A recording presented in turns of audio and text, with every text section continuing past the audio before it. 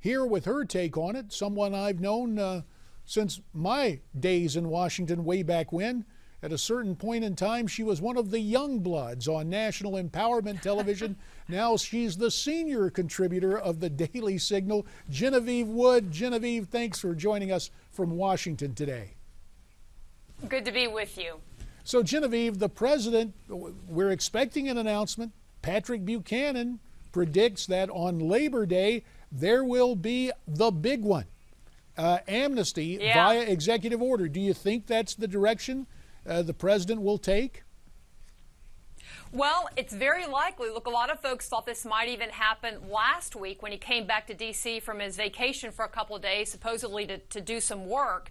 But you're right. I mean, look, if this thing goes through, this could end up meaning giving amnesty to about 5 million people who were already here in the United States. So we know the president in the past has gone out on his own, taken it what we would call administrative action. We would call this administrative amnesty, and said, I'm going to make a certain group of people who I'm not going to run by Congress. I'm just going to give them amnesty. I'm going to make them legal. He's threatening to do that again. He's done it with the children in the past, and now he's basically saying anybody who has a child who was born in the United States, so those are now American citizens, the parents of those children are the folks that we believe he's thinking of giving work permits to and basically amnesty.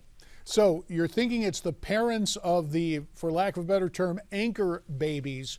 What else? That's right. What else within the letter of the law? Are there other narrow avenues that if the president wants to take a, quote, legal action, he is able to make a change legally?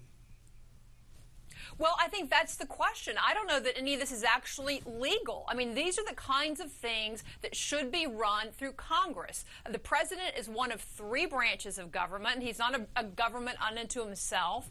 And his job is not to make laws, it's to enforce them. And we have no law right now saying that people who are here without permission from this country, either they overstayed their visas or they came across the border illegally. We have no law saying the president has a right just to grant those people amnesty out of the blue.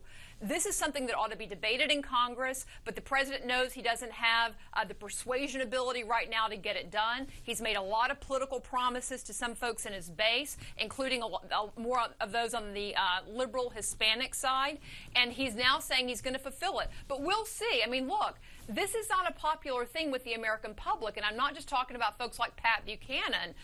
Independents, conservatives, a lot of Americans don't think this is the right way to go. And there's a reason that many Senate Democrats who are up for election this year don't want the president to make this move before November. They're worried about what that's going to do to their chances of getting reelected. Yeah, the point you're making, Genevieve, has been borne out in recent polls. Kellyanne Conway, with her polling group, really showing substantially that the American people, Republicans, Democrats, Independents, Libertarians, Vegetarians, this is universally unpopular. Will Congress now step up? Will Congress step up now that the polling is there to say no? Well, you know, when Congress comes back, I don't know the exact number of days, but it's about 2 weeks of activity that they've got before they leave again for the election cycle. I don't think this is top of Harry Reid's agenda because, again, I think he knows if he wants to remain majority leader in the Senate, this may not be the best debate for him to have right now because the majority of Democrats sitting in the U.S. Senate and certainly in the House are for more leniency on the illegal immigrants that are here. They're for giving amnesty to more people, yet that's not where the American public is. So I don't think they want to have this debate right now, but I think President Obama, it's kind of an interesting period here. It seems as though he's got a little bit of a different agenda than the party he's actually leading right now, who would like to retain power and retain seats. I think they're very nervous about it. But of course, if you take a look at the money Mr. Obama has received, Silicon Valley and a lot of the high-tech people, along with the Chamber of Commerce, and this, quite frankly, Confessions of a Recovering Congressman, this is one I got suckered on. The visas for computer workers for highly technical jobs, I guess you could have made a case for it back when I was there a dozen years ago, but now with record unemployment, the notion of bringing in these, quote, highly skilled technical workers and doling out more of those visas, This is not the time to do that, and yet there are those who say that's the, quote, safe ground the president may stake out with an executive order. Your thoughts on that?